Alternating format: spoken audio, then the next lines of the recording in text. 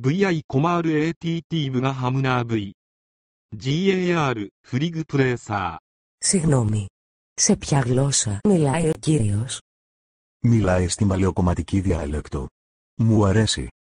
Πας καλά, χριστιανέ μου. Απορώ ότι κάθομαι και κάνω μαζί σου. Είσαι μούχλας. Μούχλας. Δεσποίνη, συμφωνούμε. Είναι βαρετό.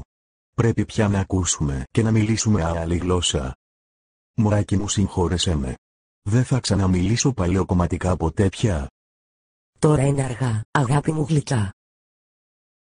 Τώρα είναι αργά, αγάπη μου γλυκιά. Τώρα είναι